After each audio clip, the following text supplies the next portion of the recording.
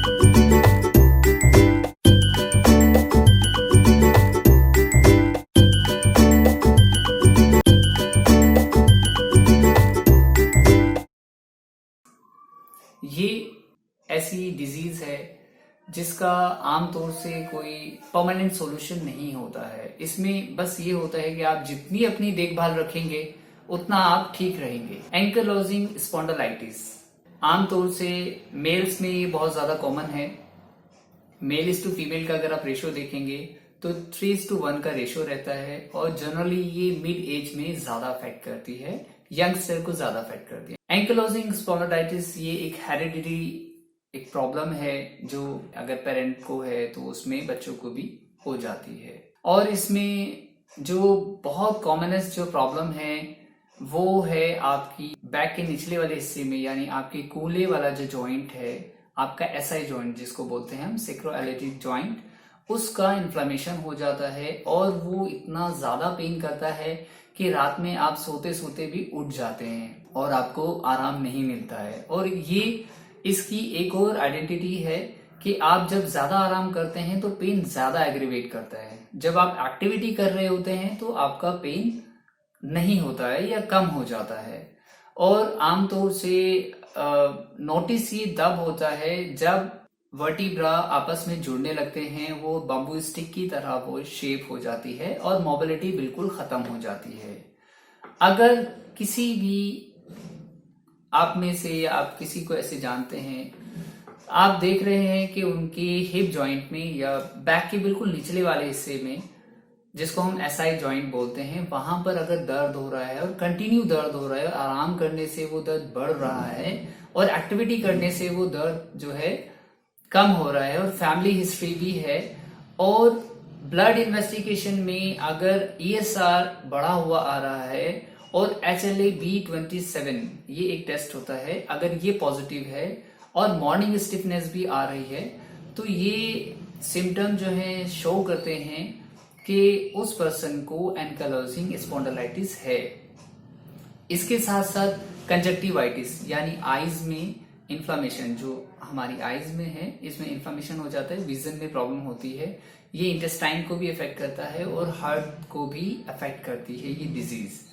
तो अगर इनडाइजेशन की भी प्रॉब्लम हो रही है, आईज में भी प्रॉब्लम है, विजन में प्रॉब्लम हो रही है, इचिंग हो रही है, इस तरह के सिम्टम आ रहे हैं और बैक में भी इस तरह की प्रॉब्लम है और ईएसआर भी अगर आप ब्लड टेस्ट कराया आपने, HLA-B27 आपका पॉजिटिव है, ईएसआर भी आपका पॉजिटिव आ रहा है, मतलब हाई है, तो आप कह सकते हैं जो अफेक्टेड पर्सन है उसको एंकिलोजिंग स्पॉन्डिलाइटिस है। इसके बाद जो पैरामीटर हैं, आप इन्वेस्टिगेशन है उसमें एक्सरे है।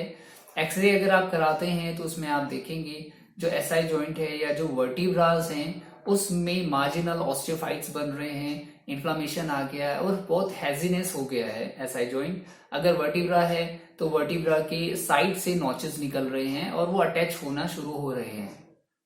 तो ये सिम्टम्स होते हैं, ये साइंस होते हैं एंकिलोजिंग स्पॉन्डिलाइटिस के।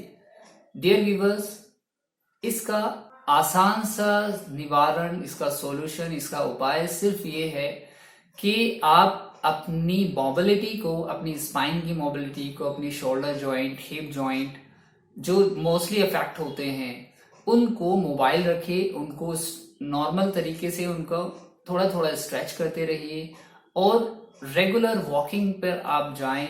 अपने बैक के लिए आप जैसे भुजंगासन है, नौकासन है, क्रंचीज है, ठीक है, फॉरवर्ड बैंडिंग है, पश्चिमोत्तानासन है, आप ये भी कर सकते हैं, साइड बेंडिंग्स है।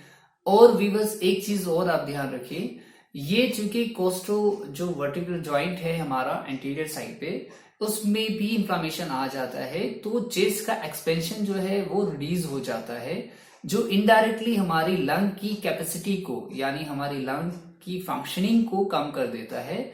और वो अगर का अफेक्ट होती है तो हमारा बॉडी का ऑक्सीजन लेवल जो है वो रिड्यूस हो जाता है, जिससे बॉडी में बहुत ज्यादा लेथार्जीनेस और थकावट बनी रहती है।